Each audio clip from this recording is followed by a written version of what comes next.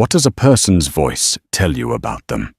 For Kevin Marshall, a man who could buy and sell entire city blocks with a single phone call, a person's accent was a shortcut, a label that told him everything he needed to know.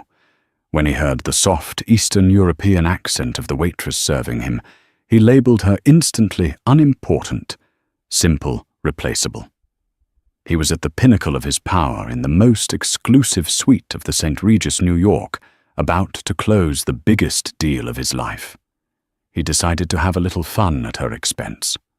What he didn't know was that his cruel words weren't just an insult. They were a catastrophic miscalculation that was about to cost him everything. Because the woman he mocked wasn't just a waitress. She was the one who signed the paychecks. The King Cole Bar at the St. Regis, New York, was less a room and more a sanctuary of power. The air thick with the scent of aged leather expensive cologne and the faint, sweet aroma of single malt scotch was a silent testament to the fortunes made and lost within its hallowed wood-panelled walls. It was here that Kevin Marshall felt most at home. He wasn't merely a guest, he was a monarch holding court. At 38, Kevin had the kind of face that was both boyishly handsome and brutally sharp. His hair was impeccably styled.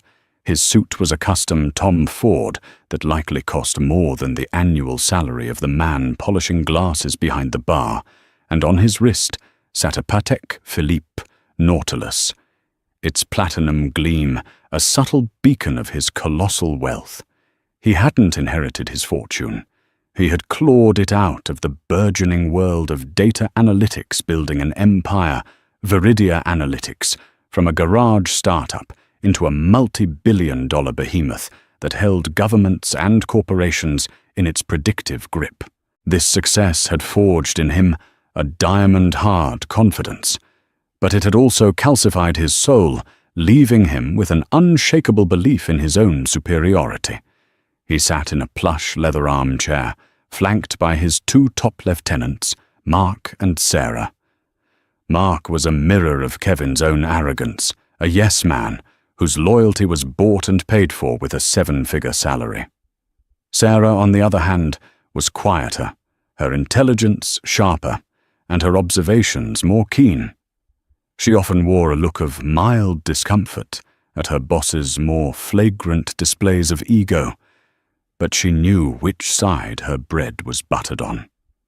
"The preliminary offer is an insult," Kevin stated, his voice a low, commanding rumble that cut through the bar's sophisticated murmur.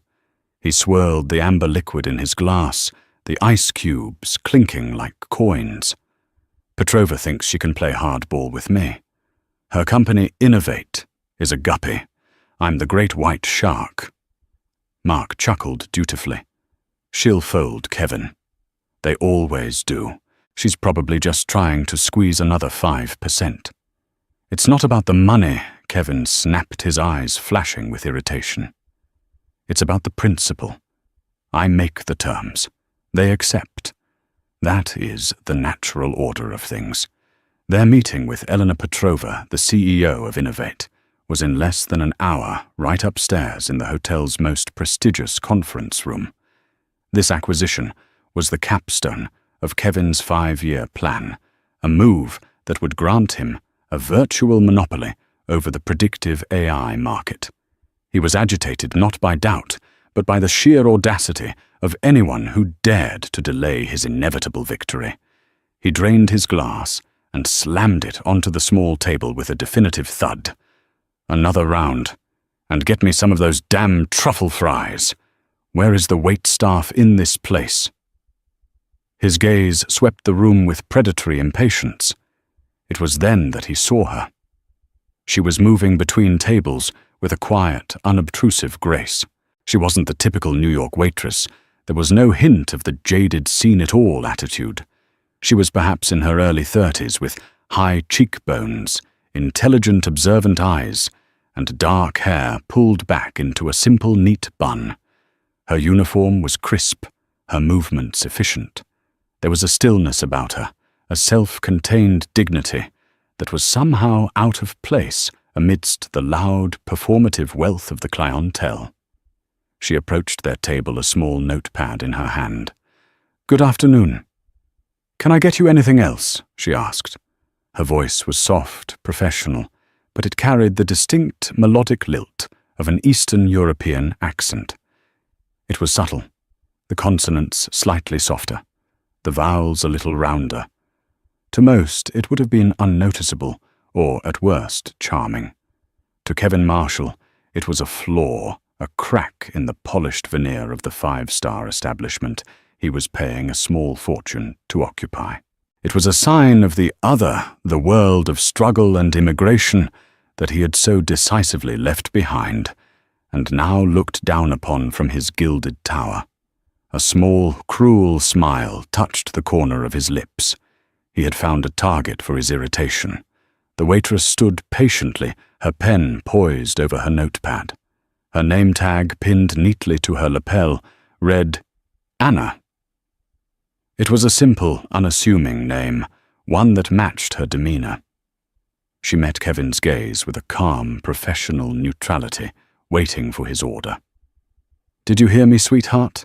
Kevin asked, his tone dripping with condescension. He deliberately leaned forward, as if speaking to a child or someone who was hard of hearing. I said another round. The same. "And truffle fries?" "Fries. You got that?" Sarah shifted uncomfortably in her seat, her eyes darting from Kevin to the waitress. Mark, however, simply smirked, recognizing the familiar pattern of his boss's casual cruelty. A faint line appeared between the waitress's brows, a flicker of confusion at his deliberate, slow enunciation. "Yes, sir. Of course," she replied, her accent coloring the words. 3 Macallan, 25 neat, and 1 order of the truffle fries. Will that be all?" Her repetition of the order was flawless, her composure unshaken. Her professionalism seemed to irk Kevin even more. He wanted a reaction. He wanted her to be flustered, to stumble over her words, to affirm his unspoken judgment of her. He leaned back in his chair and laughed, a short barking sound, devoid of any genuine humor. He looked at Mark. "Where do they find them? Did she just get off the boat? I'm paying $5,000 a night for my suite, and I get a waitress who sounds like she should be selling cabbages in some forgotten village in... Where are you from anyway?" "Poland, Romania." The words hung in the air, sharp and ugly. The hushed conversations at nearby tables faltered for a moment as heads turned. Sarah visibly flinched, her gaze dropping to the floor in embarrassment. Even the bartender paused, his polishing a look of alarm on his face. Anna didn't flinch. Her posture remained straight, her expression unreadable, but a deep, profound hurt flickered in her dark eyes. It was a look of someone who was no stranger to such casual bigotry, yet was still wounded by its sting. Her accent, the very sound of her voice, was a map of her life, a history of her origins, and he was using it as a weapon against her. She took a slow, deliberate breath before speaking, her voice now colder, stripped of its earlier warmth. "My origin has no bearing on my ability to take your order, sir." Her calm defiance was like gasoline on the fire of his ego. He slammed his hand flat on the table, making the glasses jump. "Don't you dare get clever with me. Your bearing is to be invisible and silent unless spoken to. Your job is to bring me what I want when I want it, and to do it without reminding me that this hotel is hiring cheap labor. Is that understood?" The silence that followed was heavy and suffocating. The waitress Anna held his furious gaze for a beat longer. There was something in her eyes that wasn't fear or subservience. It was something else entirely. It looked like assessment, like a geologist studying a rock, determining its composition and its breaking point. Without another word, she turned with a crisp, precise movement and walked away towards the service station. Her back was ramrod straight, a silent rebuke to his verbal assault. Unbelievable, Kevin muttered, shaking his head as if he were the aggrieved party. The nerve of some people. Sarah finally found her voice, speaking in a low, cautious tone. Kevin, maybe that was a bit much. She's just doing her job. Her job is to provide a seamless luxury experience. He retorted, his voice rising again. And her accent is a seam. A big, ugly immigrant seam. It's a detail, Sarah. And success is all about the details. Petrova is going to learn that lesson in about 45 minutes. He dismissed the incident as easily as flicking away a piece of lint, completely oblivious to the fact that the small, ugly detail he had just disparaged was about to unravel his entire world. The truffle fries and the 3 glasses of Macallan 25 arrived at the table not 5 minutes later, delivered not by Anna, but by a trembling young busboy who avoided eye contact and scurried away as soon as the items were placed. Kevin took this as a victory, a sign that his complaint had been noted, and the problem had been removed. He took a sip of his scotch, the smug satisfaction returning to his features. His satisfaction was short-lived. A man in a perfectly tailored suit, his face a mask of professionally managed panic, was now fast walking towards their table. This was Mr. Davies, the general manager of the St. Regis, a man whose entire career was built upon the art of placating people exactly like Kevin Marshall. Mr. Marshall Davies began his voice a low apologetic purr. Please allow me to offer my sincerest apologies on behalf of the entire St. Regis staff. I was just made aware of the unfortunate interaction you had with one of our servers. Kevin waved a dismissive hand. It's been handled, Davies. I assume she's been sent to the back to peel potatoes for the rest of her shift, or better yet, to a class on diction. Mr. Davies swallowed hard. The staff member in question. Anna. She has been spoken to. I want to assure you that this is not the standard of service we strive to uphold. Your comfort and satisfaction are our absolute priority. The drinks, the food, it's on the house, of course. Please, is there anything at all I can do to make amends? You can ensure I don't have to listen to a lecture on my heritage from a waitress the next time I order a drink, Kevin said coldly. Now, if you'll excuse us, we have a multi-billion-dollar acquisition to finalize. My company is essentially renting out your entire top floor for the day. I expect perfection. Of course, Mr. Marshall. Absolutely.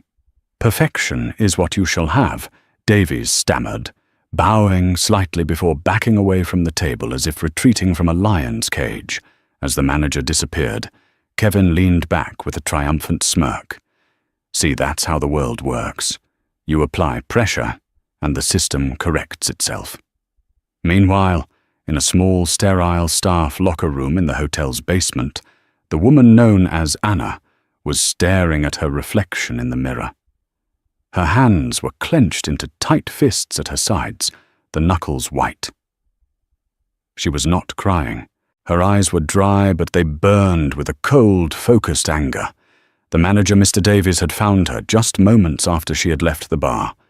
He had been beside himself, not with concern for her, but with terror of what Kevin Marshall might do. A bad review, a corporate complaint, pulling his business. Anna, you must understand, he had pleaded. Mr. Marshall is one of our most important clients. He's volatile. You can't speak back to him like that. Please just stay off the floor for the rest of the afternoon. I'll smooth it over. She had simply nodded her silence, unnerving him more than any outburst would have.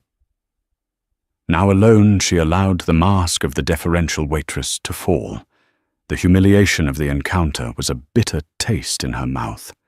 It wasn't the first time she had been mocked for her accent. In her early years in America, it had been a constant companion, a barrier to jobs, a source of ridicule, a brand that marked her as an outsider, But she had thought those days were behind her. She had built an empire of her own, one that rivaled Kevin Marshall's in its innovation and potential, if not yet in its sheer scale. She had earned her place in any room she chose to enter. To be reduced so publicly and so cruelly to a stereotype she had spent her entire life fighting against. It was enraging, but beneath the anger, a different feeling was taking root to resolve. She reached into her locker and pulled out not a change of clothes, but a sleek, high-end smartphone. Her fingers flew across the screen, typing a secure message. She was no longer Anna the waitress. Her name was Aria Rostova, and 2 days ago, through a shell corporation, in a deal so secret that even Mr. Davies was unaware her investment firm had finalized the acquisition of a majority stake in the international hotel group that owned the St. Regis, New York. She wasn't just a guest or an employee. She was the owner. She had been working shifts under an assumed name for the past 2 days, for a simple reason: to understand the reality of her new investment from the ground up. She wanted to see the cracks, the inefficiencies, the strengths and weaknesses that no corporate report could ever reveal. She wanted to know the names of the staff to see how they were treated, to understand the soul of the business she now commanded. She had just learned more from Kevin Marshall in 2 minutes than she had from a month of financial audits. He had shown her a rot not in her staff, but in the culture of appeasement to wealthy tyrants. Her initial plan had been to quietly observe for a week before introducing herself to senior management. Kevin Marshall had just changed her timeline. He thought he had won a minor skirmish with a powerless waitress. He had no idea he had just declared war on the queen of the castle. Her typed message was short and directed to her personal assistant. Clear my schedule. Get me the final Innovate acquisition prospectus now, and have the Armani suit I sent to the hotel delivered to the presidential suite immediately. A cold, determined smile finally touched her lips. Mr. Marshall wanted a lesson in details. She was about to give him a masterclass. Aria Rostova's journey had not begun in a boardroom, but in a small grey apartment block in Gdańsk, Poland. She grew up in the shadow of the shipyards, her childhood steeped in the stories of the solidarity movement of defiance against overwhelming power. Her parents were academics, brilliant but poor, who taught her that the greatest currency she could ever possess was her intellect. They nurtured her prodigious gift for mathematics and computer science, saving every spare the Polish currency to buy her second-hand textbooks, and eventually a clunky, outdated computer. That computer was her portal to another world. While other kids were outside playing, Aria was inside teaching herself to code her mind, alight with the logic and limitless possibility of the digital realm. Her accent, the sound of her home, was a non-factor in the world of code. It was a pure meritocracy, where the elegance of her algorithms was the only thing that mattered. She earned a scholarship to MIT, arriving in America at 19 with 2 suitcases, a few $100s, and a command of English that was technically perfect, but audibly foreign. The culture shock was immense, but the academic challenge was exhilarating. The casual condescension she faced because of her accent was a constant, grating annoyance. Classmates would speak to her slowly. Professors would sometimes overlook her raised hand, and potential employers in early interviews would praise her resume, but then get a strange, hesitant look on their faces the moment she began to speak. That prejudice became the fuel for her ambition. She realized she couldn't just be as good as her American peers. She had to be better. She had to be undeniable. After graduating at the top of her class, she didn't join a large tech firm. Instead, she took a massive gamble. With a handful of other brilliant misfits, she started her own company in a cramped office in Cambridge, Massachusetts. They called it Cygnus, after the constellation. Cygnus developed a revolutionary machine learning platform that could analyze unstructured data with unparalleled speed and accuracy. While companies like Kevin Marshall's Viridia Analytics focused on selling broad-stroke predictions to massive corporations, Aria's Cygnus focused on nuance, on providing deep, actionable insights that were more refined and powerful. They were the scalpel to Viridia's sledgehammer.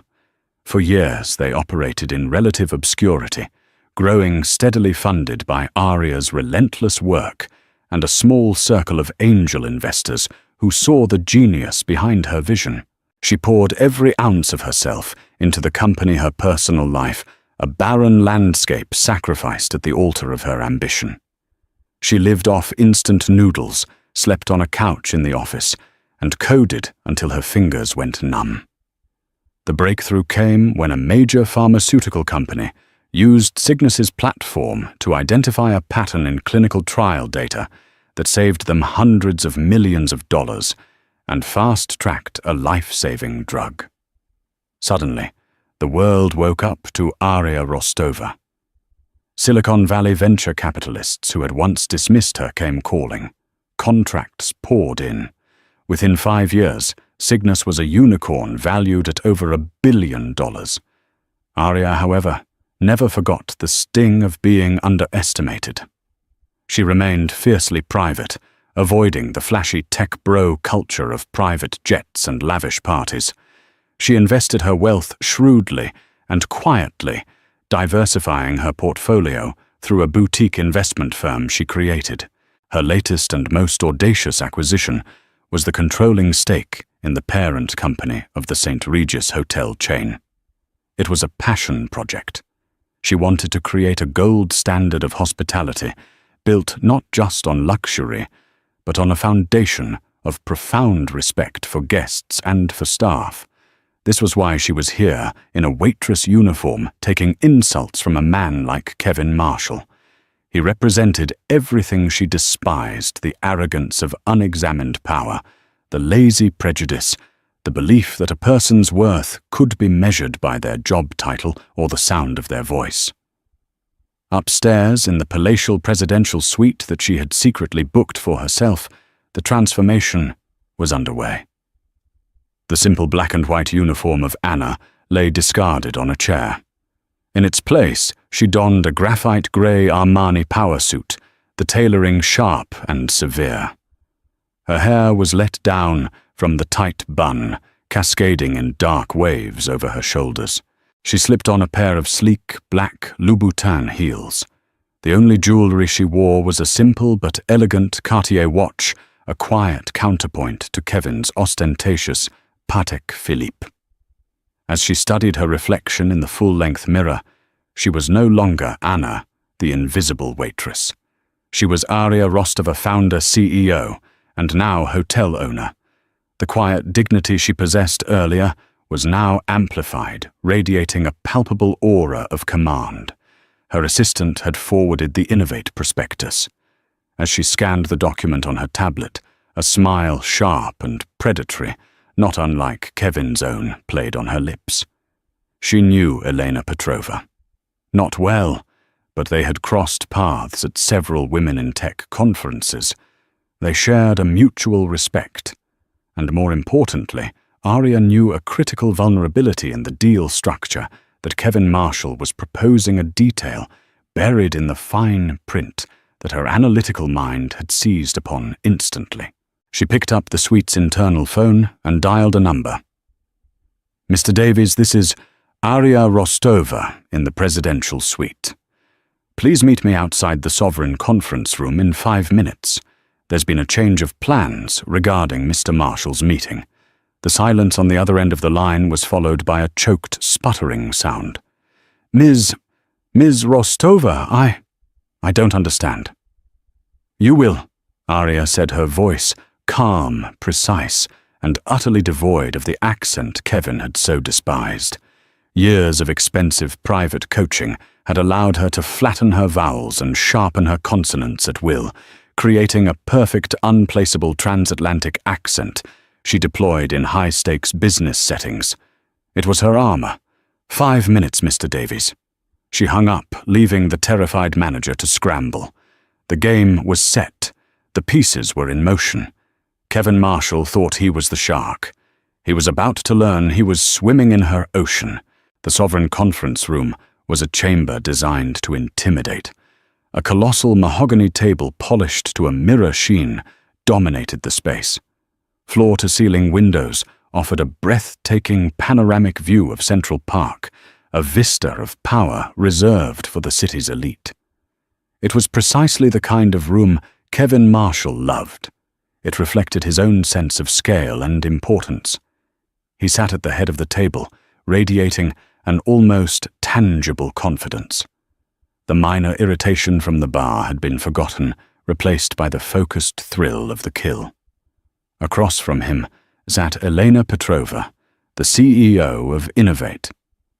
She was a woman in her late 40s, with striking silver hair and an air of formidable intelligence. She was flanked by her own legal and financial advisors, their faces grim and serious. The negotiations had been tense. Elena was pushing back, questioning the valuation, demanding stronger guarantees for her employees post-acquisition. Kevin was parrying her every move with a mix of condescending charm and brute force financial logic. "Elena, let's be realistic," Kevin said, spreading his hands in a gesture of magnanimity that fooled no one. "Viridia is offering you a golden parachute into the stratosphere. Your shareholders will be ecstatic, and your team will have the resources of a global giant. Resisting this is just bad business." "My concern, Kevin, is not just about the money." Elena countered, her voice even and firm. "It's about the culture. Innovate is built on collaboration and respect. Your reputation precedes you." Kevin let out a short laugh. "My reputation is for winning. I suggest you get on the winning side." The air was thick with unspoken hostility. Sarah, sitting beside Kevin, could feel the deal teetering on a knife's edge. Kevin's arrogance was not charming Eleanor. It was solidifying her resistance. It was at that moment that a soft, deferential knock sounded at the conference room door. Kevin's head snapped towards the sound, his face darkening with annoyance. "I gave explicit instructions. No interruptions." The door opened, and a visibly sweating Mr. Davies slipped inside, his face ashen. He looked like a man walking to his own execution. "My deepest apologies, Mr. Marshall, Ms. Petrova. There is a matter of some urgency." Before Kevin could unleash the torrent of abuse bubbling to his lips, a figure stepped past the trembling manager and into the room. Kevin Marshall froze. His mind struggled to process what he was seeing. It was the waitress. Anna. But it was not. The simple uniform was gone, replaced by a suit that was sharper and more expensive than anything his own associate Sarah was wearing. The deferential posture was gone, replaced by an easy, commanding presence. Her hair was down, her face was set in an expression of cool authority, and she was walking into his billion-dollar negotiation as if she owned the place. For a moment, he was simply baffled. A wave of fury followed. "What in the hell is this?" he boomed, rising slightly from his chair. "Davies, I will have your job for this. Get her out of here now." The waitress, this woman, paid him no mind. Her eyes were fixed on Elena Petrova. The room fell into a stunned silence. Mark looked confused, Sarah looked shocked, and Elena's team exchanged bewildered glances. Elena Petrova herself looked up, her expression shifting from surprise to a slow, dawning recognition. A flicker of a smile touched her lips. Arya Elena said, her voice filled with disbelief and a hint of amusement. "What are you doing here?" She stood up, and to the utter astonishment of everyone in the room, particularly Kevin, walked around the table and greeted the former waitress with a warm, friendly handshake. Elena, the woman, replied, her voice smooth and confident, utterly devoid of the accent that had so offended Kevin. "It's been too long. I hope I'm not interrupting." Kevin Marshall stared, his mouth slightly agape. He felt a profound sense of cognitive dissonance, as if the world had suddenly tilted off its axis. The waitress from the bar, the woman he had verbally eviscerated for her cabbage-selling accent, was being greeted like an equal by the very CEO he was trying to strong-arm. He felt like he was seeing a ghost. The ghost of a woman he had dismissed now returned in a form he couldn't comprehend. "I'm sorry." Kevin finally managed to stammer his voice, losing its commanding edge for the first time. He pointed a trembling finger at Arya. Who are you?" Arya finally turned her full attention to him. Her dark eyes were cold and clear, and they held his with an unnerving intensity. She gave him a small, chilling smile. "Let me reintroduce myself," she said, her voice echoing in the silent room. "My name is Arya Rostova, and you are holding this meeting in my hotel." The silence that fell upon the sovereign conference room was not merely an absence of sound. It was a physical presence. It was heavy and absolute, pressing in on all sides, sucking the very air from the chamber. Kevin Marshall stood, frozen, his power and momentum evaporating like mist in a harsh sun. His mind, a machine of ruthless calculation, sputtered and failed, unable to reconcile the two figures before him, the humble, accented waitress he had casually brutalized, and this creature of immense power and poise who stood in her place. His associate Mark stared with wide, uncomprehending eyes, his jaw slack. This was a scenario for which his sycophantic playbook had no entry. Sarah, however, watched Arya with a dawning, electrifying awe. She saw not just a change of clothes, but a fundamental transformation of presence, as if a mask had been removed to reveal the true face of power beneath. Elena Petrova's legal team exchanged frantic, whispered questions, their professional composure shattered. It was Mr. Davies, desperate to anchor himself to the new reality, who broke the spell. He took a half-step forward, his voice trembling but clear. "Mr. Marshall, allow me to present Miss Arya Rostova, the new principal stakeholder of the Luxos Hospitality Group, the parent company of St. Regis Hotels worldwide." Every word was a hammer blow, dismantling the fortress of Kevin's ego, brick by brick. The name Arya Rostova finally crashed through his wall of disbelief. He knew that name.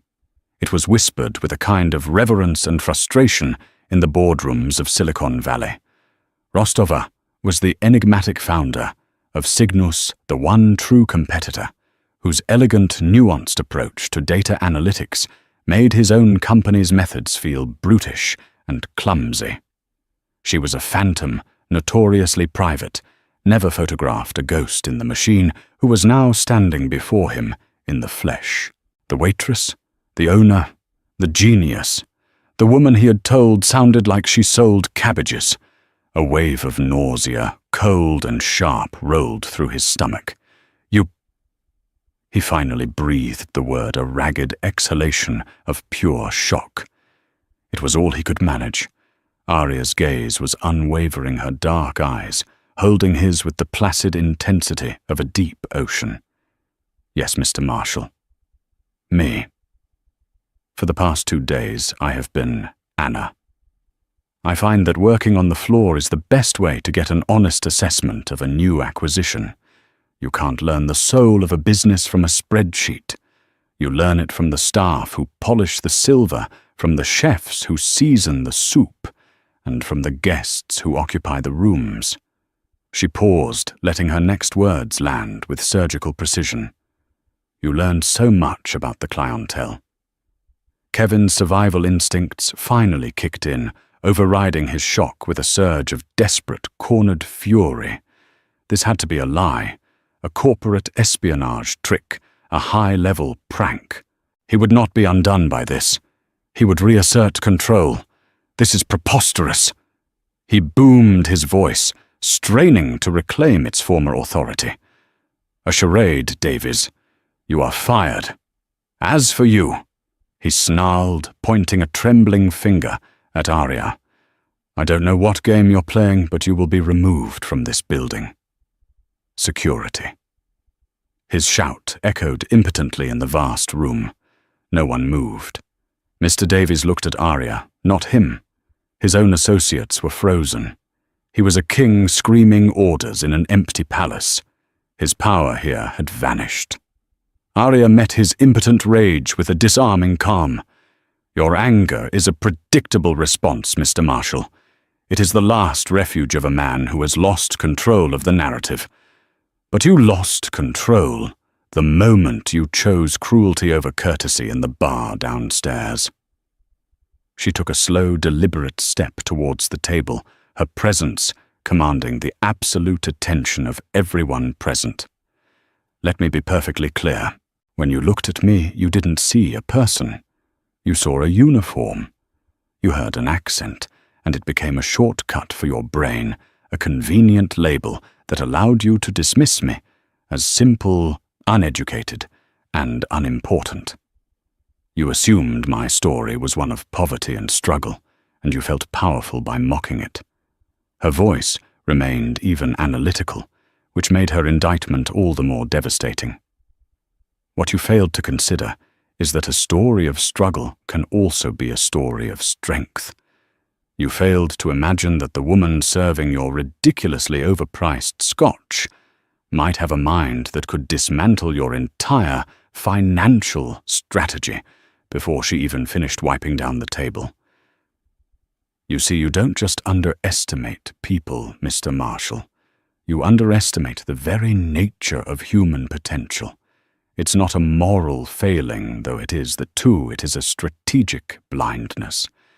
And today that blindness is going to cost you. With that, she turned her attention from his character to his work. She picked up a leather-bound copy of the acquisition proposal from the table, her movements fluid and assured. And speaking of blindness, you are a surprisingly poor businessman. That personal professional insult struck Kevin harder than any of her moral judgments. What did you say? He hissed. My company is worth $50 billion. It's a titan of the industry. It's a dinosaur. Arya corrected him, coolly flipping through the pages of the proposal. A large, loud dinosaur that thinks stomping its feet is the same as strategic thinking. Your deal structure here is a perfect example. She stopped on a page and looked directly at Elena Petrova. Elena, she said, her tone shifting to one of collegial respect. If you and your legal team would turn to page 47, section C, subsection 12, you'll see a clause regarding a capital restructuring event post-acquisition. It sounds like standard boilerplate. Elena's lawyers, now fully alert, found the page, their fingers tracing the lines of text. Now on its own, Arya continued, it means little. But Mr. Marshall's arrogance is that he assumes no one does their homework. If you cross-reference that clause with the shareholder advisory's Viridia Analytics filed with the SEC last quarter public documents, you will see they have already scheduled a secondary stock offering for the first quarter of next year. The restructuring event this clause refers to is that offering. He's offering you a significant number of Viridia shares as part of this buyout, making you believe you're getting a premium. But this pre-planned event will dilute the value of those very shares by an estimated 20% 6 months after the deal closes.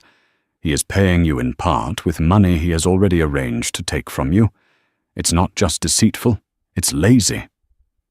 A collective gasp went through Elena's side of the table. Her chief counsel's face went white as he furiously tapped on his tablet, confirming Arya's analysis. He looked up at Elena and gave a slow, horrified nod. It was true. They had almost missed it. Kevin Marshall looked as though he had been physically struck. He had been so sure of his own cleverness, so certain of his opponent's lack of diligence, that he had been exposed. Not in a private negotiation, but publicly in front of his target and his own team by the very woman he had deemed an idiot. Arya placed the proposal back on the table with a soft, final thud. Her indictment was complete. She then looked at Elena, a new warmth in her eyes. Elena Innovate is a brilliant company. I've admired your work for years. Your focus on user-centric design and ethical AI is the future. Mr. Marshall's company is the past. This deal, she gestured to the now toxic document on the table, is an anchor that would drown you. She stepped away from Kevin, creating a clear physical and symbolic separation. I would like to propose an alternative. Forget acquisition. Let's discuss a partnership, a merger of equals. My firm has been looking for a strategic partner in the interface space.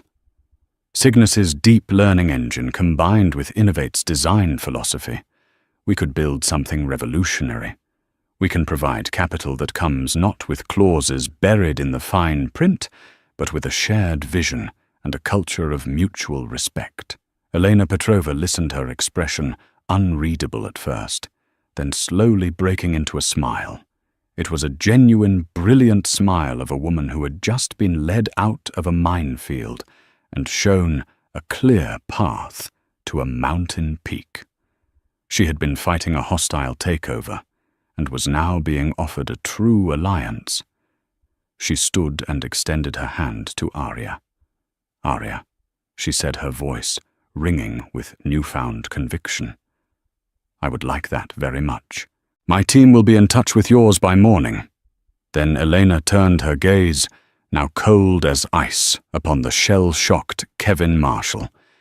Mr. Marshall, she declared each word a final, unappealable judgment. This meeting is over. Consider your offer formally and emphatically rejected. And I suggest you find another hotel for your future business. I'm told the new ownership has an excellent eye for detail. The Sovereign Conference Room, a space that had moments before crackled with the high-stakes tension of a billion-dollar negotiation, was now filled with the electric silence of its aftermath. Elena Petrova and her team moved with a quiet, deliberate purpose, packing their briefcases and tablets. They did not rush, but there was a finality to their movements that was chilling. None of them looked at Kevin Marshall. He had been surgically excised from their reality. As Eleanor passed the head of the table, she paused not before Kevin, but before Arya. She offered a small appreciative nod, a silent acknowledgement that went far beyond business. It was a gesture of profound solidarity, a recognition of a battle won not just for a company, but for a principle. Then they were gone, leaving a vacuum where the future of an empire was supposed to have been decided. Kevin remained frozen by the table, his hands pressed flat against the cool, unforgiving mahogany. He was a statue of a king whose kingdom had just vanished in a puff of smoke. The room with its panoramic view of a city he felt he owned now felt like a cage. His gaze fell upon his lieutenants, his last remaining subjects. Mark, the ever-loyal sycophant, was a mess of twitching nerves. His face was pale, his eyes darting between Kevin and Arya, as if trying to calculate the trajectory of a ricocheting bullet. He looked like a man who had bet everything on a titan, only to watch it crumble into dust. He opened his mouth, perhaps to offer an excuse or a weak defense of his boss. But no words came out. His loyalty, it turned out, was only functional in the presence of power, and the power had decisively left the room. Sarah, however, was different. The shock on her face had been replaced by a quiet, resolute clarity. She stood straight, her expression composed. In a move that was both an act of professional suicide and profound personal integrity, she bypassed her boss completely. She walked directly to Arya Rostova, extending a hand not with familiarity, but with a deep professional respect. Ms. Rostovasera said, her voice clear and steady. I apologize for my part for not speaking up earlier. What you did today was remarkable. Arya looked at the younger woman, seeing past the corporate uniform to the flicker of courage within. She accepted the handshake. Courage is a rare commodity, Ms. Vance, she said, having noted Sarah's name earlier. Don't lose it. This quiet exchange was the final, most intimate betrayal. It was one thing to be defeated by an enemy. It was another to be abandoned by your own. To Kevin Sara's handshake was a more devastating blow than Eleanor's rejection. It was the first crack in the foundation of his own company, a sign that the rot he had ignored was now spreading. The sight broke him. The last vestige of his composure shattered, and a raw, guttural rage erupted from his chest. You! He snarled, his voice, a ragged tear in the silence. He finally pushed himself away from the table, his eyes blazing with a desperate, wounded fury. This was a setup, an elaborate, pathetic trap. You used your position. You spied on me. You engineered this entire humiliation. This isn't business. It's a personal vendetta. Arya watched his outburst without a flicker of emotion. She was a scientist, observing a predictable chemical reaction. What you call a vendetta? Mr. Marshall is what the rest of the world calls consequences. You walked into my hotel, treated one of my employees with contempt, and then tried to execute a dishonest deal in my conference room. The only thing I engineered today was your coffee order. Your actions and your actions alone brought you to this moment. I'll ruin you, he bellowed, the threat sounding hollow and childish, even to his own ears. I'll start a hostile takeover of Cygnus tomorrow. I will buy your company just to tear it down to the studs and fire every last one of your employees. You'll be nothing. For the first time, a small, almost pitying smile touched Arya's lips. You can't buy what you don't understand, Mr. Marshall. My company isn't built on leveraged assets and intimidation. It's built on loyalty. It's built on the very principles you find so contemptible. You are welcome to try. But my people will not follow you. My board will laugh you out of the room. You have no power over me. She took a step closer, her voice dropping to a low, confidential tone that was somehow more intimidating than his shouting. Let me give you some free advice. Your business is prediction. You sell the illusion of certainty in an uncertain world. But your models have a fatal flaw. They are heartless. You analyze data, but you don't see the people who create it. You track markets, but you ignore the dignity of the person cleaning your office. You believe that people at the bottom are invisible, that their feelings, their origins, their very humanity is just noise in the data. That is your strategic blindness, and today you are paying the price for it. She straightened up, her moment of lecture over. The COO was back in full command. She turned her attention to the silent, waiting Mr. Davies, who flinched as if he had been summoned by a deity. Mr. Davies, she said, her voice now crisp and devoid of all emotion. Guest's stay is over. She began to issue orders with a calm, deliberate precision that was terrifying to behold. First, please contact housekeeping and have Mr. Marshall's belongings in the royal suite packed immediately. Use the standard hotel luggage carriers, not the private valets. Second, prepare his final bill. I want every single charge itemized from the truffle fries to the rental of this conference room, calculated at the premium, non-negotiable rate. Ensure there are no corporate discounts or membership courtesies applied. He will pay the full price for his experience here. Send the invoice to his corporate headquarters. Each instruction was a careful, systematic stripping away of his status, a demotion from VIP to persona non grata in real time. Third, she continued, please have a security detail. Meet Mr. Marshall and his associate. She gestured vaguely towards the pale-faced Mark at the lobby elevator. I don't want a scene. I just want them to be escorted from the premises. A smooth, efficient, and non-negotiable checkout. Finally, she looked directly at Kevin Marshall, her eyes holding his one last time. There was no hatred in her gaze, no anger. There was only a profound and final dismissal. I find his presence here detrimental to the atmosphere of respect I intend to cultivate in my establishments. See to it that he is gone within the half hour. The humiliation was absolute. He wasn't just losing a deal, he was being physically ejected, his status and privilege revoked as easily as a room key. He was being checked out of a world he thought he owned. Kevin Marshall stood there for a long moment, the fight draining out of him, replaced by a vast, empty coldness. He had built an empire on the principle that power and wealth made him untouchable.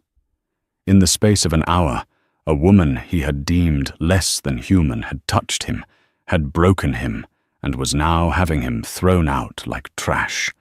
Without another word, he turned. His shoulders, usually squared with arrogance, were slumped in defeat. Mark scrambled after him like a lost puppy. Kevin didn't look back as Mr. Davies gestured stiffly, leading him towards the door and the end of the worst day of his life. Arya walked to the vast floor-to-ceiling windows and watched as the afternoon sun began to dip below the Manhattan skyline, casting long shadows across Central Park. The room behind her was quiet again.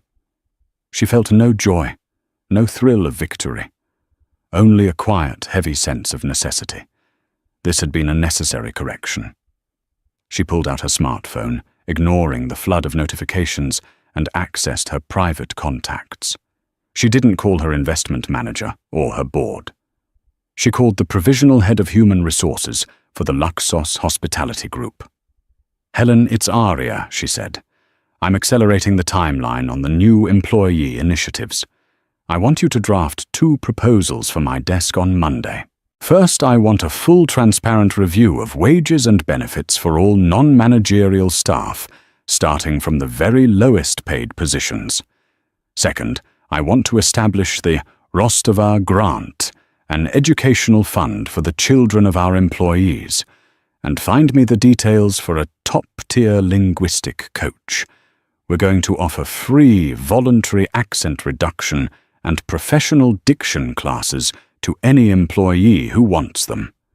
Not because they should feel ashamed of their voice, she added, her voice hardening with conviction, but because I want to give them every single tool to disarm the ignorance of any future Kevin Marshalls they might encounter. She ended the call and continued to stare out at the city. She had bought a hotel chain to invest in property, but she now realized she had a deeper responsibility to invest in people. The work would be long and difficult, but as she watched the first lights of evening begin to sparkle across the city, Arya Rostova felt for the first time in a long time that she was exactly where she was supposed to be. Kevin Marshall didn't just lose a deal that day. He lost the arrogant certainty that had defined his entire life. He was forced to confront the fact that the world was not as simple as he believed, and that power, true power, often resides in the quiet, overlooked people he had spent a lifetime dismissing. Arya Rostova's story is a powerful reminder that dignity is not determined by a job title, and a person's value can never be measured by their accent. It teaches us that the way we treat people, especially when we think no one of consequence is watching, is the truest reflection of our character.